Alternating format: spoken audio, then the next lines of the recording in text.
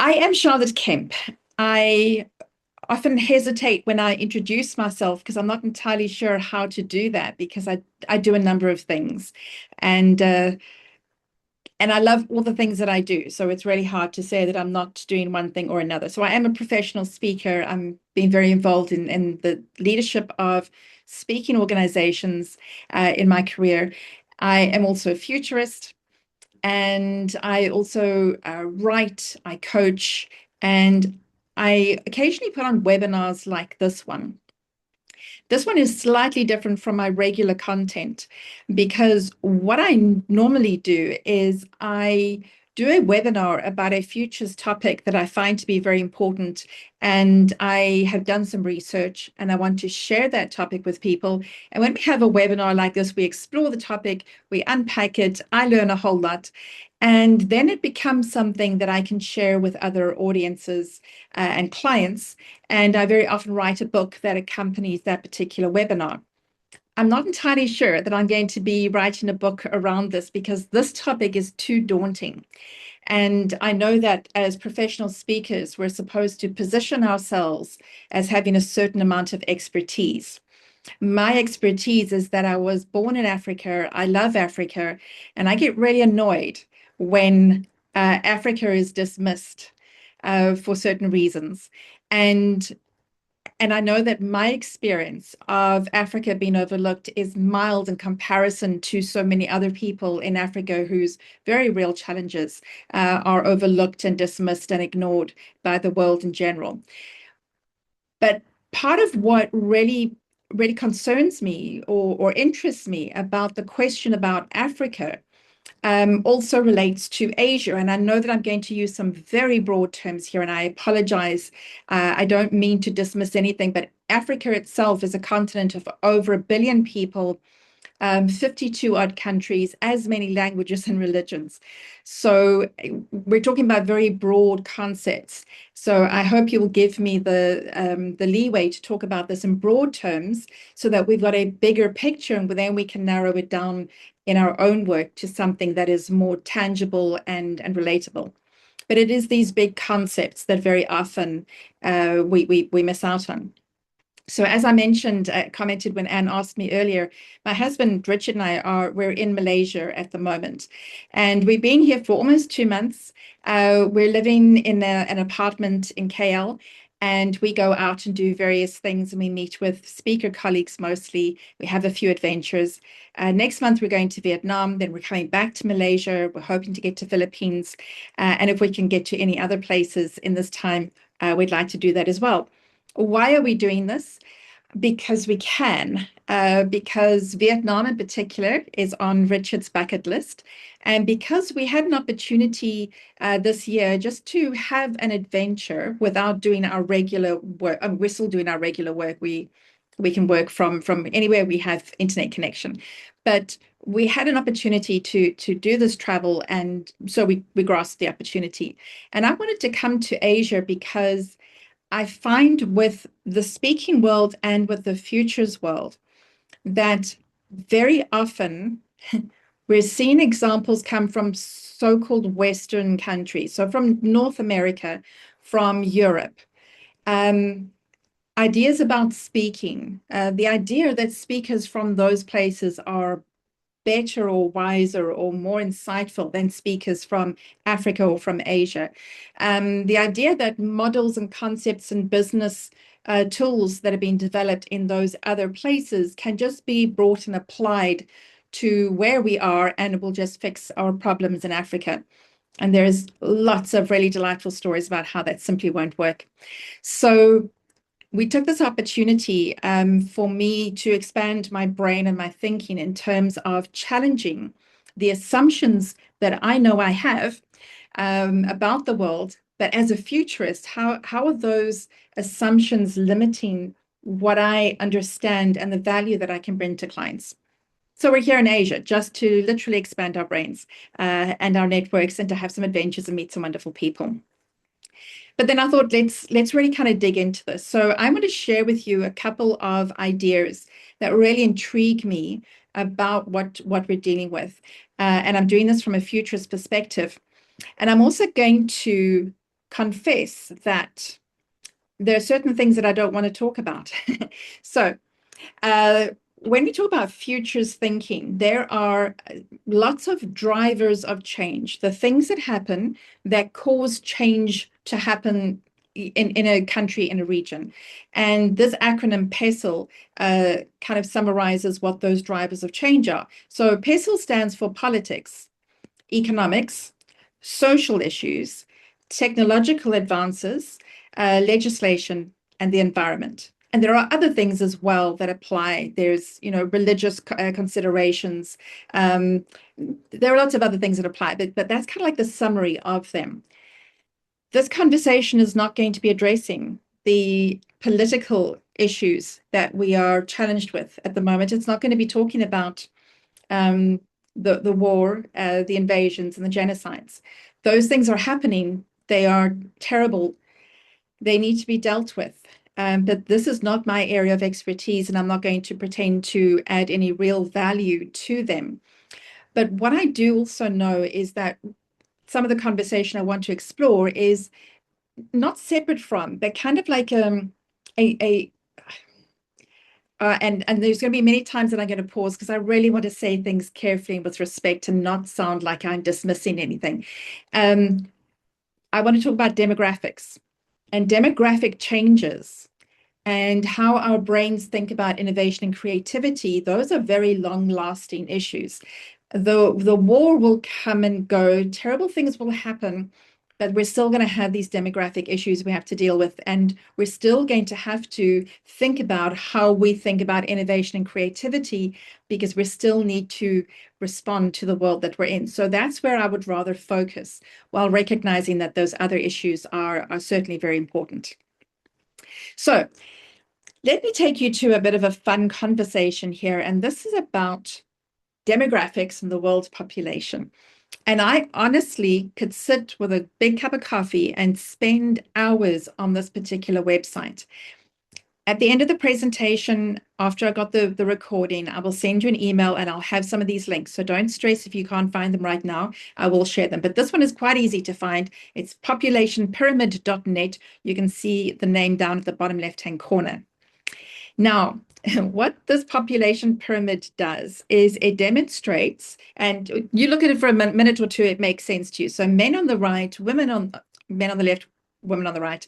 And for every 4 years of age, they indicate how many people are represented there by those little lines. And this looks like a pyramid. This is the world population. So anybody, and just make a comment now if you can see it. You can, put your mic on. What is startling about this particular graphic that you're seeing? What causes you to go, I didn't realize? Anybody want to volunteer a comment?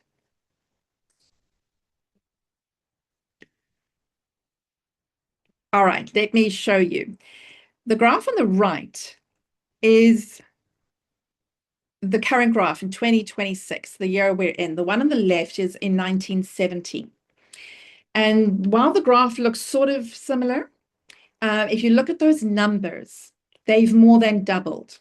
So why am I looking at from 1970 to 2026? That's the year we're in. In 1970, a book was issued called Future Shock, and it's by Alvin Toffler, and it's really an amazing piece of work. And I have another book and a topic all about future shock and polycrisis. But one of the reasons I love that book is because it was launched in the year that I was born. So do your maths.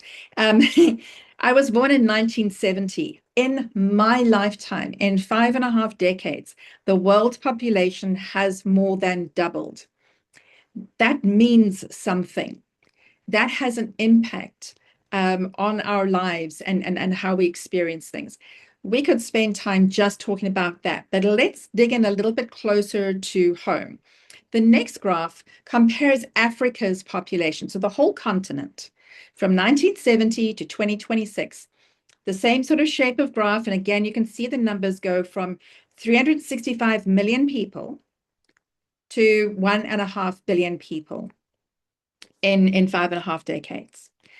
All right. So those of you in Asia, what do you think your graph looks like? So on the left-hand side, there's your graph back in 1970, over 2 billion people.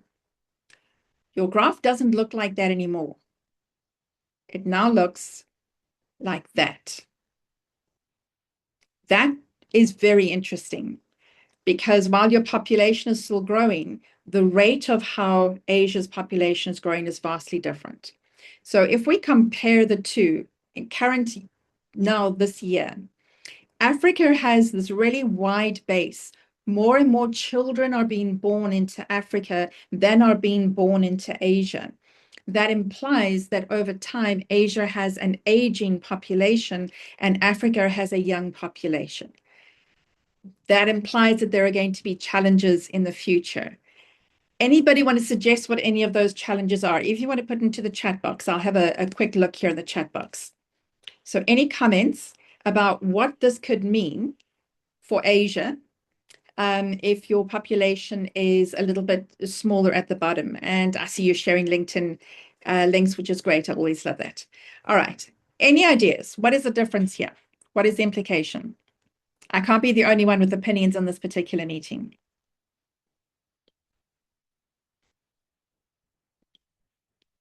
Anyone want to make a comment? While it's quiet, can I say something? Yes, please do.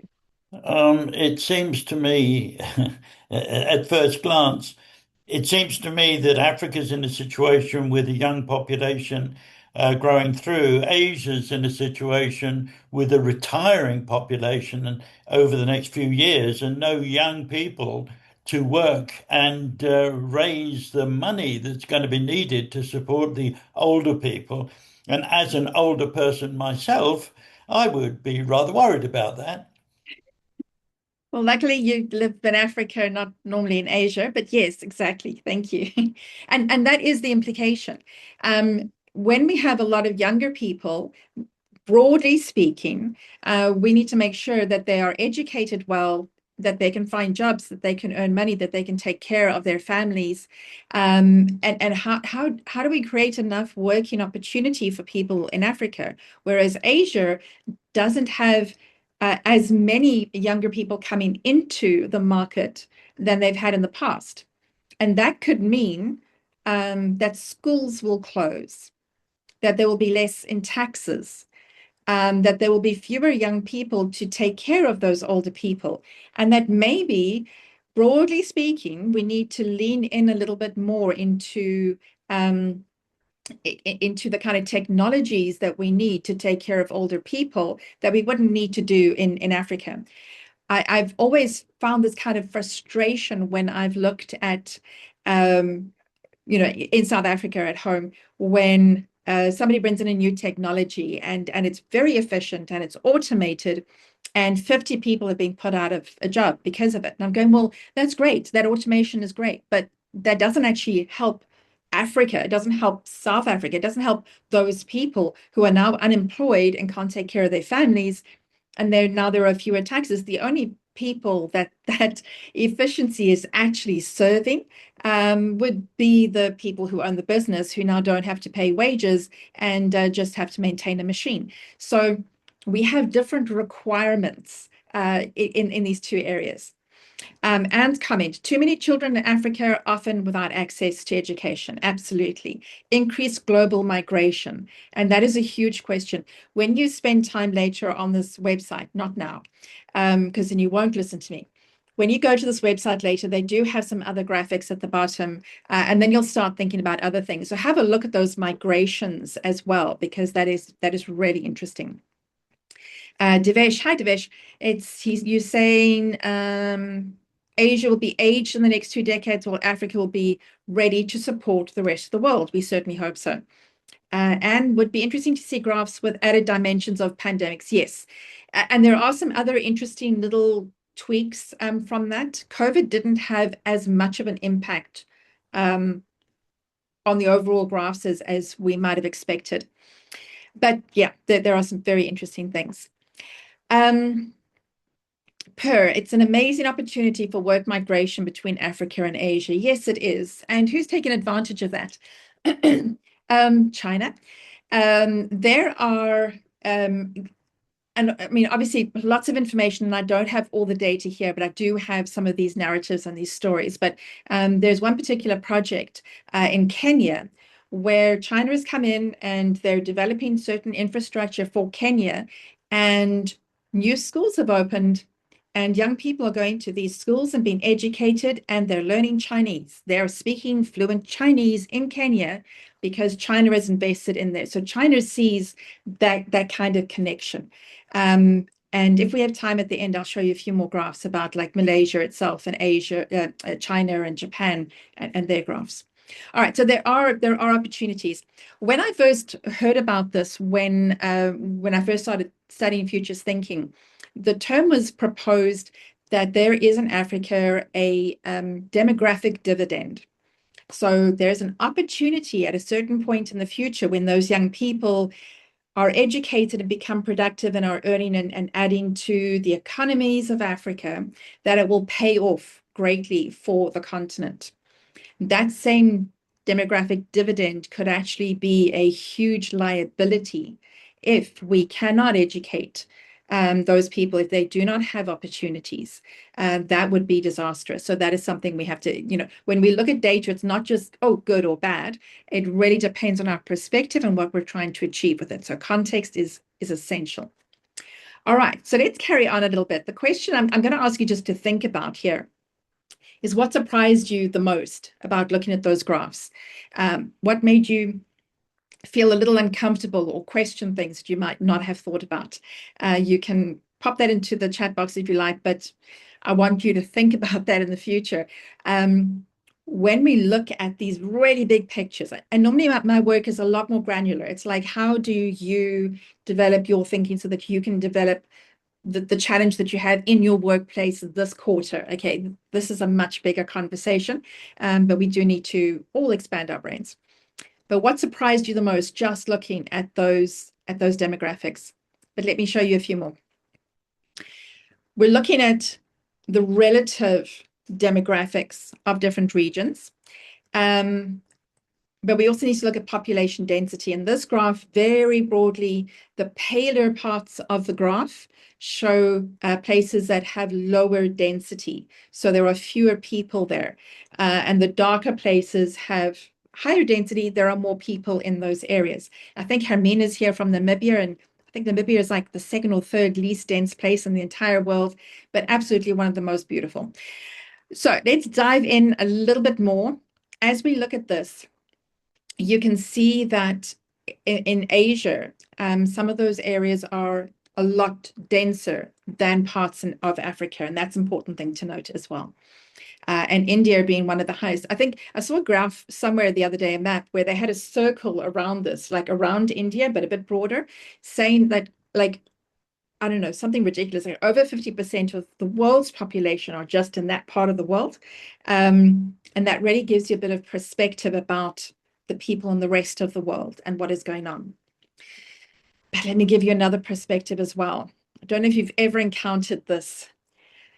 This is the Mercator projection. So what this means is when you take a map of the world and you try and put it around a globe, like the globes that we used to all have in our offices, in the past, it needs to, around the globe, it's looking kind of quite relative. But when you try and take that 3D picture and make it flat, you get an image that is false. So look at those places that are really getting smaller. The United States is not nearly as big in comparison to other places as it appears, only because of how this graphic has been designed. So here it is without all the movement. The darker places are the real sizes, the pale places, outlines. That's what it appears to us to be. And when you put all of those continents and things, those countries into Africa, you can see a larger size of Africa. I presented this as a presentation in Canada a couple of years ago, and I showed the size of Canada to South Africa, and then I showed them the true sizes, and there were audible gasps from the audience, because in North America, everything just seems a lot bigger. and to see that they were actually a lot smaller than it seemed was a bit of a waste, a shock to them. So these are some of the things I just want us to have in the back of our minds. I just want us to challenge it. And most of all, it's because of this Western bias that we are constantly exposed to. So I'm going to confess a few things here. Many years ago, I had the opportunity to travel overseas. I was unmarried at the time, and I was going to go to Washington, USA, to attend an event, and I went via London. And I got my tickets all sorted out and everything. There were other dramas. I left like currency at home. Anyway, and I got lost in London. I got off a train station. I thought, I know where my hotel is, but I actually don't know where that area is. And I got lost, and I'm lost alone in London. And I didn't even quiver for a moment. I wasn't worried or concerned. I found my way. I got somebody to help me. I got to my hotel. A short while after that, somebody invited me to speak in Nigeria. And my very first physical reaction was to go cold and say, I can't go to Nigeria because I don't have a frame of reference for Nigeria at all. It seems to me so foreign. And it was that first knee-jerk reaction of, I don't know what to do there. And then the second one was, how could I go to another continent? How could I go to London and get lost and not be worried, but be afraid to go to Nigeria? And a lot of that is because of the bias, because of how I was raised, because of what I was exposed to, because in my world and because of how I was raised and educated in an apartheid system in South Africa, I have centered the Western world in my thinking, and the so-called Western world being North America and Europe. In South Africa, white people were called Europeans. I was labeled a European, even though I was born in Africa. And it took a woman from Cameroon to call me to say to me once in a meeting, Charlotte, African women like us need to do this. It was the first time anybody had called me an African. And it was startling to me that the education system of the apartheid government was so effective that it took me until that age to realize what they had done to my thinking. But now I see it everywhere. In terms of the speaking world, Richard and I were invited to speak in Tanzania. And we traveled to Tanzania along with a Nigerian colleague who lived in South Africa. He was on the same flight. We got there, we met with other speakers. We were there early for the client. We engaged with all of the client's activities and promotional things.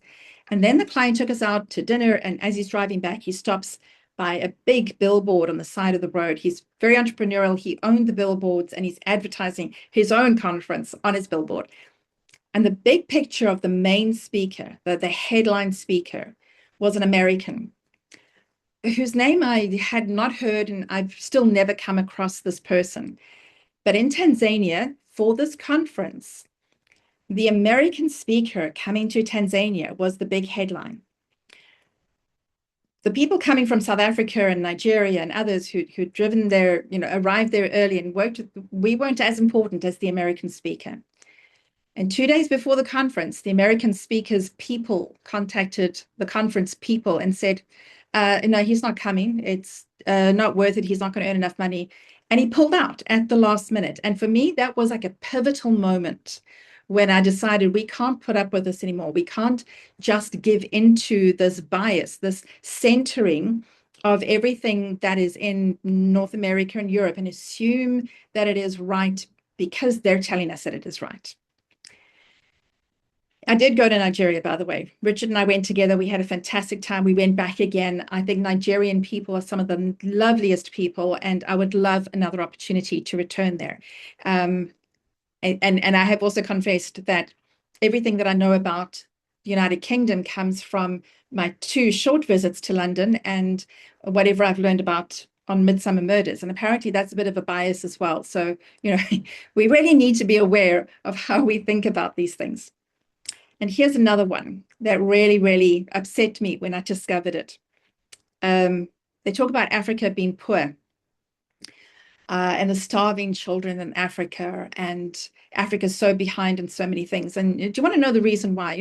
The rest of the country, the rest of the world at least, has to give so much in aid to Africa. Why? Why?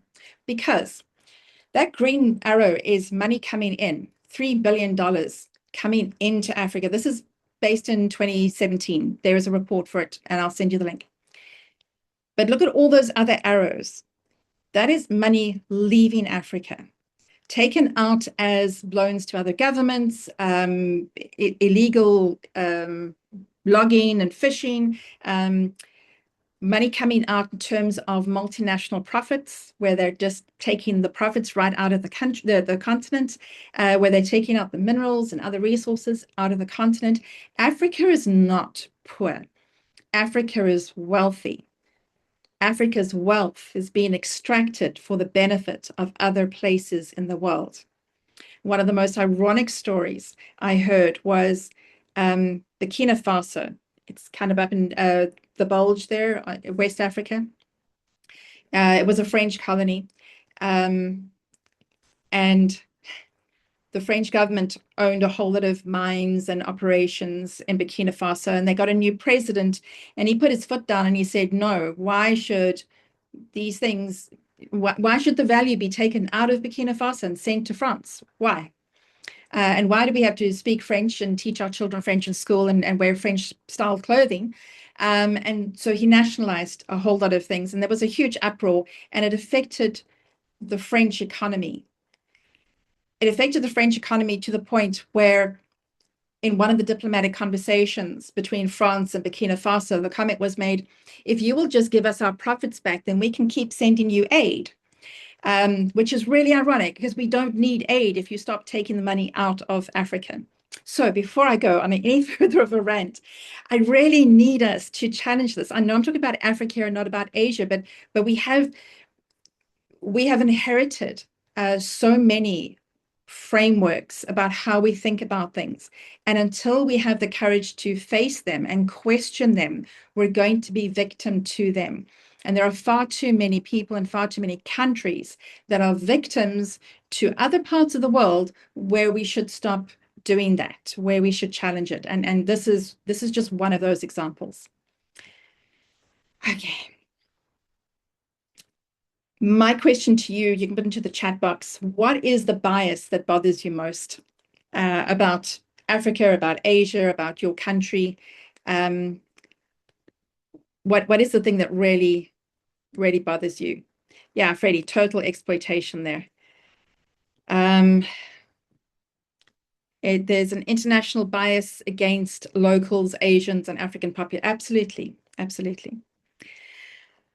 All right, so think about the biases that bother you. But I want to go on and have another quick look at something.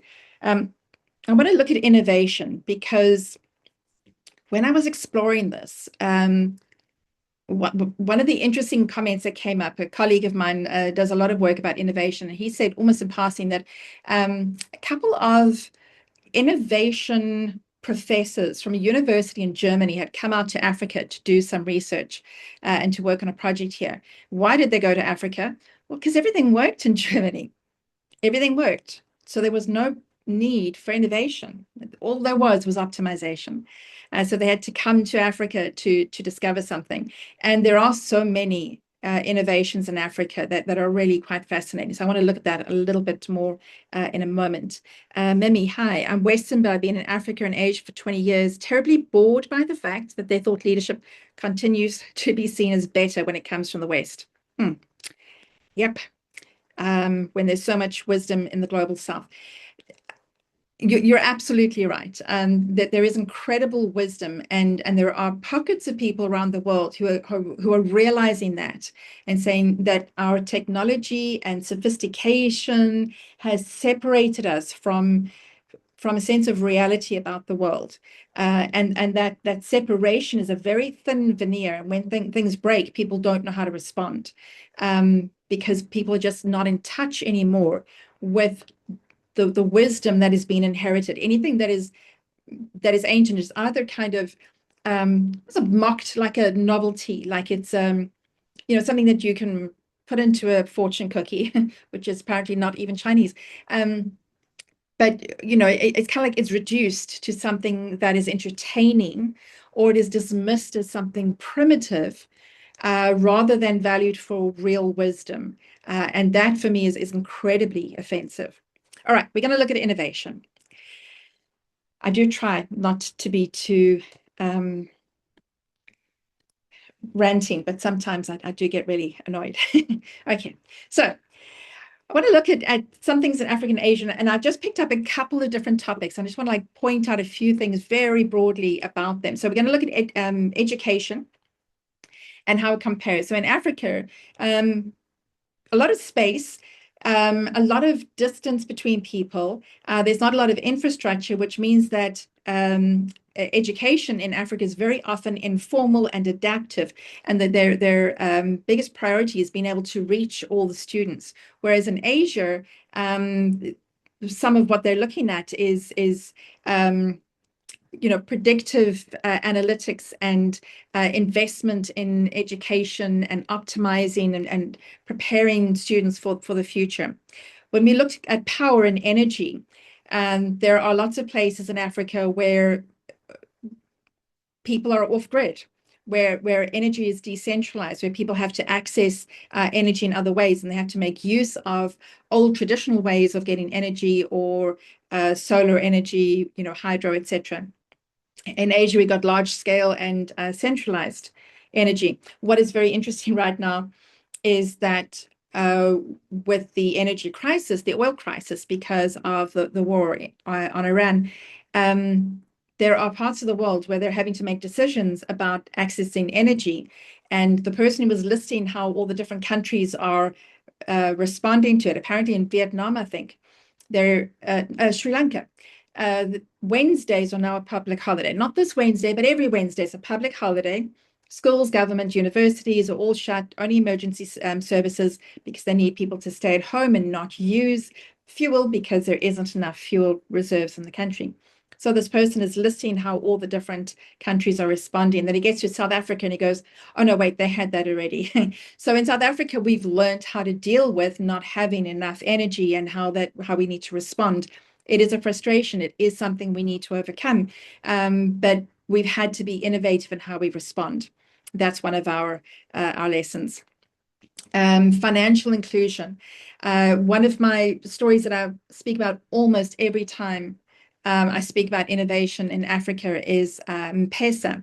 It started in Kenya, and it was a way for people to use feature phones to do financial transactions, not your cool app on your smartphone with, graphics and everything else, but the old-fashioned kind of feature phone where you would text message. And M-Pesa allowed people to make financial transactions, to take loans, to buy insurance, to send money home for family, to pay for education, all on their phones, in a way that completely leapfrogged the fact that they did not have the infrastructure there to build banks. You can't build a brick and mortar bank in a remote place. It's not financially viable. But these M-Pesa options, completely leapfrogged that restriction. But on the other hand, in Asia, where we're already using all this technology, we now can use super apps.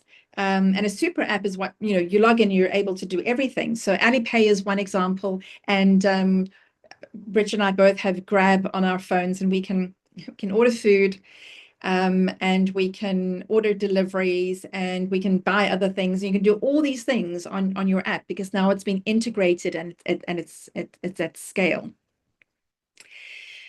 What else do we have? We're looking at health issues. And in Africa, again, because of the distance between places, there's a lot of work being done with drone deliveries. And there's a company called, the name's just escaped me, but they actually, Zipline, they actually can send drones out long, on long flights to go and deliver things that are required.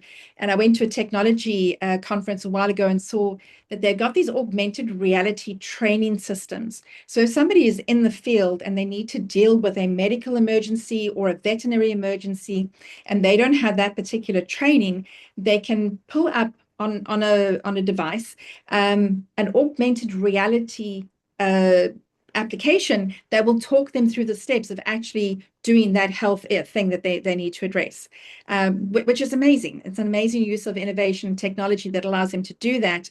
Whereas in Asia, here we're actually looking at predictive analytics, efficiency, longevity of life, and great innovations. A colleague of mine, her daughter had a really rare form of cancer, and she came to Singapore to get treated. It's the only place, the first place in the world that can actually address that particular form of cancer. So there are those kinds of responses. Then we look at transport. I mean, this is fairly obvious. We've got informal transportation, adaptive responses. So plans are made to, how do you get over this particular river or this floodplain that has just moved? Whereas in Asia, there's more investment in precision and timing and reliability. So lots of different ways of looking at how Africa and Asia address important issues. But now let's look at what this actually is. When we think about Africa, we very often think about Africa in terms of having a scarcity, a lack of something. And while I'm working with this, I'm going, I do not want to use those traditional words. And then I realized that the word was constraint. Africa works under certain constraints, whereas Asia can work with an abundance of certain things. And that opened my mind up. Now I'm thinking, well, this is really interesting. We're talking about constraints and abundance, but what exactly are we saying? So I know that I'm kind of stuttering through this because I was really struggling with the words. There's an exercise we very often do when we're working with teams, and it's an improv exercise where we don't want to use the word but, we use the word and. So you don't say, oh, we could do this, but it won't work, we'll do something else. We say we could do this and we could do that. And when you use the word and, you build on a concept, you explore something new, you give your brain permission to open up and explore something rather than shut down and say it won't work. So I want to use the word and rather than use the word but, and rather than use the word versus. Because every time I try to do this, it was like Africa versus Asia. I'm going, we're not in competition here. I mean, I know there is, doesn't matter. We're not in competition. This is about learning how to learn from each other, how to develop thinking, how to challenge, how to evolve, and how to collaborate in the face of things that are happening in other parts of the world. So I want to use the word and rather than but or versus, but it got even more interesting. The question I want to ask you, and put into the chat box if you want to explore just now, what do you feel about the words abundance and constraint? And while you're thinking about that, I'm going to pause and tell you a quick story. I have another topic that I developed. It's called two trends that explain the world today. And the trends are the trend from scarcity to abundance and from binary to fluid. And when you put those two trends and you cross over, you get these four scenarios that explain so much about the world.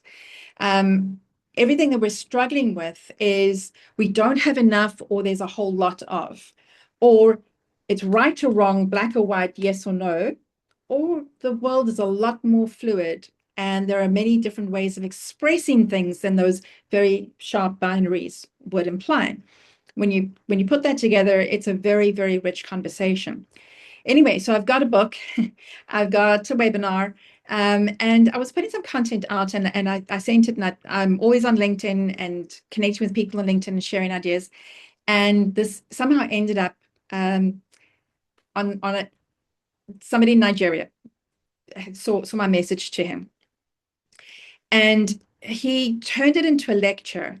And he was obviously so incensed that he would not hear me. He would not hear that I was agreeing with him.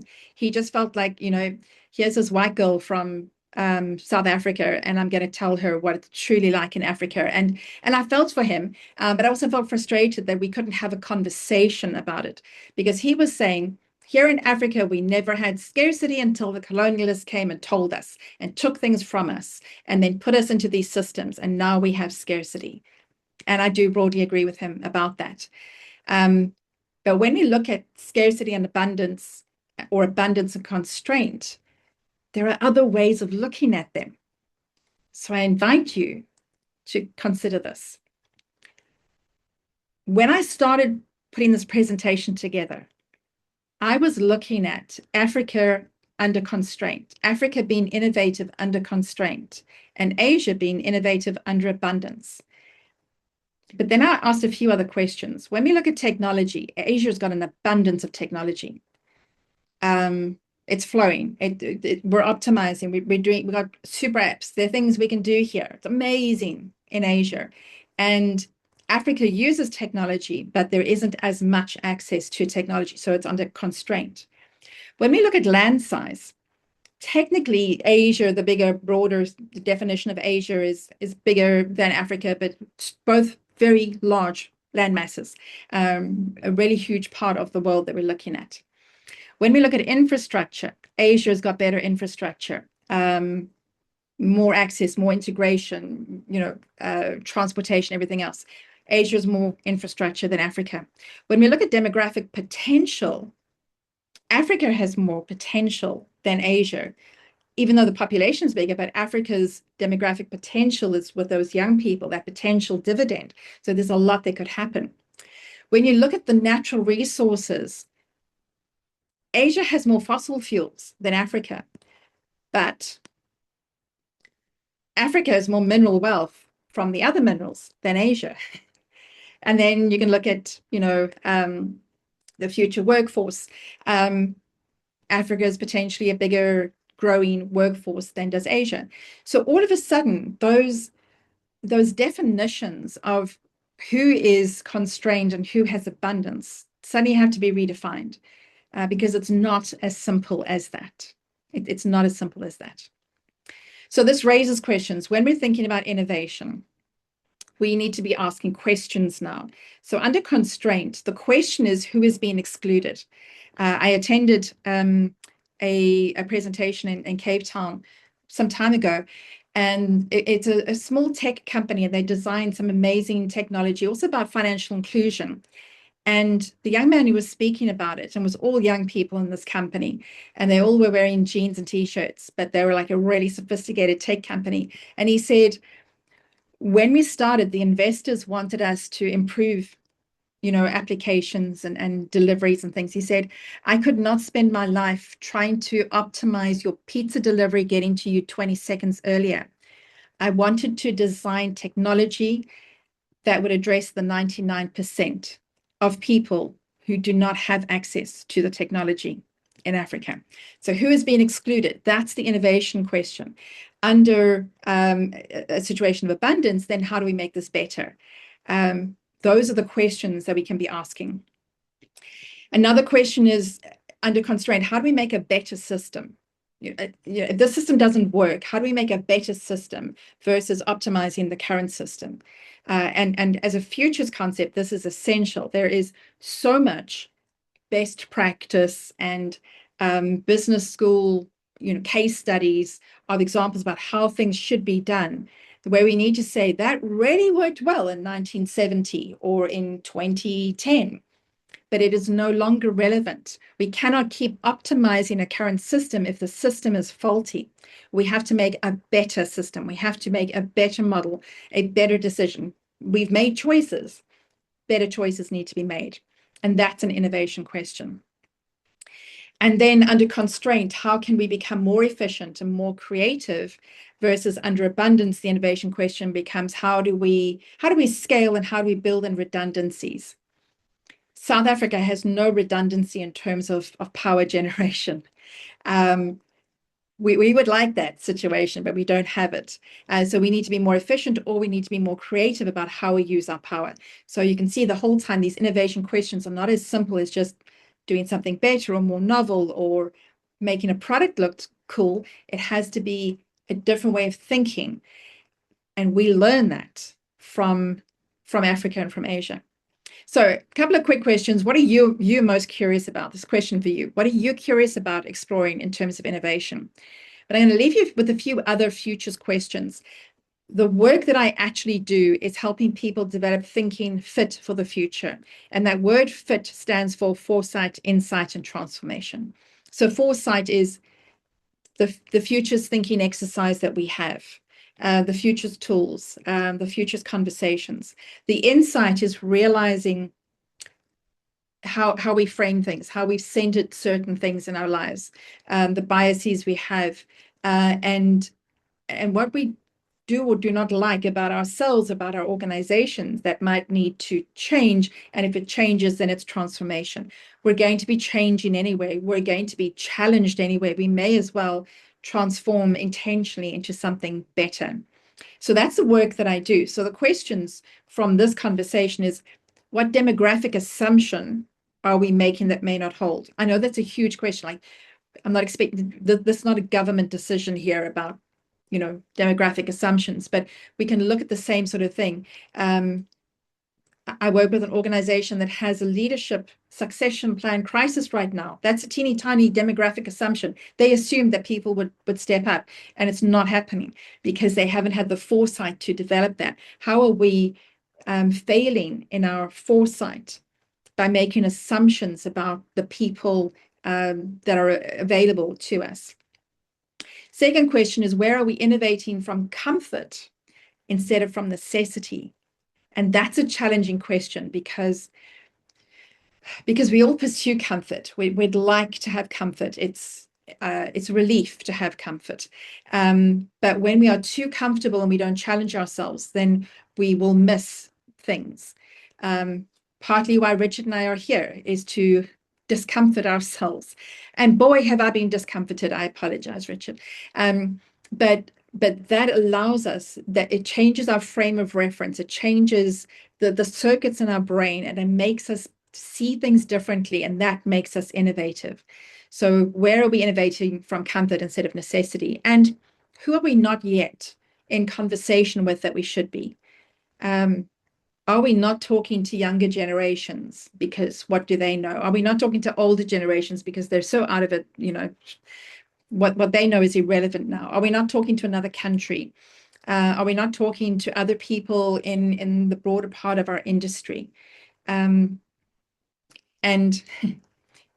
should you be in conversation with me? Because what I do is coaching, consulting, training. I do webinars, keynotes, and micro learning on futures thinking, so that we can ask better questions about the future, so that we can think more clearly about the future.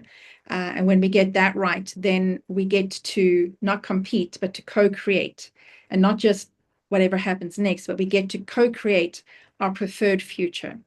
And I would prefer to see more conversations happening between incredible people in Africa and Asia, and the innovation and potential that we have on these two continents. Thank you. I'm going to now turn and see if there are any questions and comments in the chat box. It looked very busy, but I couldn't keep an eye on the whole thing. Anybody want to make some comments right off the bat?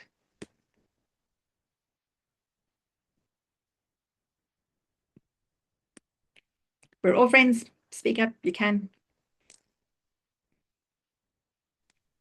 Charlotte, it's me. I'll add something if that's okay. Yes. Hang on, my video is off. Sorry, I'm in a Starbucks down the road from you. In fact, I just messaged you and I was like, "You're in Kuala Lumpur. I live in Kuala Yes. Lumpur. Why are we not having coffee right now?" Yes. Anyway, to be continued. Okay. what I thought I'd just say is, I found this very inspiring, and to be honest, in my work, I find it very hard to come to any sessions ever. Your title really grabbed me, and the reason it did, and your content as well. I think that, and I mentioned this in the chat box earlier, there are so few people that truly believe in these regions. There's a lot of rhetoric, right? There's a lot of good headlines. Yeah. But when it comes down to thought leadership and consulting or keynote speaking or whatever you do in that kind of services space, everybody always reverts back to the US and Europe. I know. So I just found it very inspiring to spend an hour listening to someone who thinks differently, and I'm assuming a room full of people who think differently.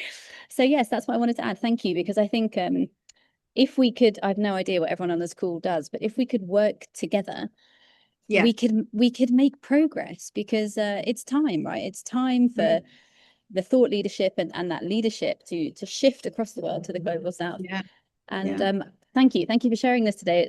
It was energizing for me. Oh, good. I'm glad. David, I'll get to you in just a moment, but I just want to kind of follow on that comment. And This was a public conversation, so I'm going to risk saying it. I'm a member of the Association of Professional Futurists, and I have a lot of respect for them. And there's a kind of like a chat function, and so somebody will start a conversation, and others will weigh in. And people like me, we'll just sit there and read through this like vast amount of knowledge and insight. And it's really fascinating. And a conversation started a couple of months back about population and declining populations. And they're talking about Asia, and they're talking about Europe, and they're talking about like Finland and places like that, where there's like some serious challenges because there are such, few children being born, and that has huge implications on the country. And I'm looking at this going, why is nobody saying anything about Africa? Yeah, this is interesting, but what about Africa? And I wasn't ready to dive in, but I'm watching this. And then somebody said, what about Africa? Because Africa's got this, and I'm going, yay. And it was acknowledged. And the very next conversation went back to Europe and North America. And I'm going, this was an opportunity to really, and it's my fault for not, leaning into that conversation. But to say, oh yeah, and then there's Africa. But anyway, and carry on with the rest of the world and miss what is so fundamentally different here. And that was frustrating to see from that. And I have respect for that organization because they started in the United States, but it is meant to be an international organization. So they actively recruited people. And then they looked at their leadership and they said, we just got one president after another from the US. This isn't right. And they put a plan in so that the leadership is moving around the world. So I know that they're trying. I know they're trying. I know they care. They're futurists. They know that this is important, and yet they still snapped back to the Western conversation without giving Africa too much thought. So it's the framework that we really have to challenge and keep exploring. So thank you for that, and we'll definitely get together. David, you had a question or a comment? No, I did. I mean, first of all, I'm possibly the only person in Europe here, which is a good one. You're so very welcome, sir. I had to 8 o'clock. I had to get up for this, so Oh, good. you're very Yes, special for me I to know. do that. Um, I worked in 22 different countries, and I'm now retired. Well, I'm not retired, but I'm old enough to be retired. I'm in Spain, Yes. and I do a lot of work to do with interculturality, which is very relevant to this. Hmm. And my fight is always with the five European gurus and all those folk in America who've no idea about the rest of the world. Yeah. So I think you're doing a great job here because I'm comparing Africa and Asia is something I don't do, even though I've been in both of them. So I think you did very well, and I'm very proud of you for coming out and doing this. And you're right, all the ideas about global South, and I mean I do lots of stuff. I have lots of colleagues who work with that, with colonialism and the consequences. And the thing is, in Europe, you forget about colonialism. It's like years ago, it's all gone. But of course, Yeah, when you're working with Africa and Asia, it hasn't gone. And that's that's a right. big lesson to learn, that it's still Yeah. there. All those things, all the exploitation of the Mm. conquerors from Europe is still there. And a lot of Europeans think that was a great thing. And I just think, what? Yeah. I just find it astonishing. Think it was a great thing. All these Yeah. people, and the example I put in the book, in the chat was someone recently put this video up comparing. I think it was Kenya, might not have been Kenya, and there's this picture of the 1970s and now, and the 70s was all these cars going down this motorway, and now they had a market in the middle of the road. And I'm saying, well, that's exactly what Europe's doing. It's getting rid of all these cars and putting streets and markets in. Isn't that a great lot of progress? And that was the wrong answer. Yeah. But it's the truth. Anyway, thank you. It's Thank you. worth Thanks getting very much. up for, Charlotte, I I tell you. appreciate it. Thank you very much. Anybody else want to comment? Per, do you have anything to say? Yes, I always have something to Yes, say, you I do. think. Hello, Charlotte. Thank you very much. I really enjoyed this because what I see in a lot of organizations when I talk about this is that they don't they're actually not aware of the demographic differences between regions and how these are affecting their businesses going forward. For example, there was a Japanese company a couple of years ago that looked at the demographics of Japan and realized that their business, which was baby nappies, was dying. So they Yes. swapped into adult nappies, which is a booming business. And that's where you can look at the demographics in the different regions and you find opportunities and threats in that. And that's Yeah. so I think it's a fascinating start for all in futures talk is looking at what's happening with the people that are our customers and our suppliers and take it from there going forward. So thank you very much. Great. I Thank enjoyed it. you. Thank you very much. I appreciate that. Yeah, and that's one of the interesting things is like these threats and opportunities is that I try very hard not to automatically label something good or bad. Like when you see trends, like, oh, that's a terrible trend or that's a great trend. Like for whom, when the currency rates change, like it might cost us more from South Africa to buy something, but when it changes the other way, then those of us who are earning in dollars or euros, we're getting more money. So it's not good or bad. It just depends on the perspective and the context and what you can do with it. I mean, there are some terrible things in the world, I'm not going to deny, but a lot of the stuff is just labeled for the convenience of some people who have previously been convenienced and now don't like it. Okay. Yes, certain people would prefer us not to speak about things. Good. All right, folks, thank you very much. I really enjoyed sharing. I see lots of notes there in the chat, and I'll have a look through them just now. But thank you for allowing me to share these ideas.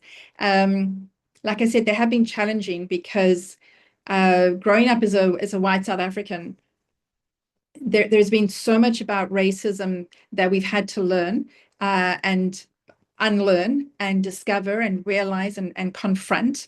And it's been really challenging. And very often you want to say something, you're not sure if that is offensive, if it's automatically from your childhood, or if it's something that you really believe. So a lot of this is very personal to me to be able to express. So thank you for this space. And I know I'm not going to just put it up onto YouTube, and who knows how people will respond to things, but it's okay. It's okay because we need to have these conversations. So thank you very much for spending this time with me, for getting up early and for sharing your ideas. And I really appreciate it. And I'll be sending you an email later on with some links and some insights. Thank you, everybody. Thank you, Charlotte. Thank you, everyone. Thank you, Charlotte.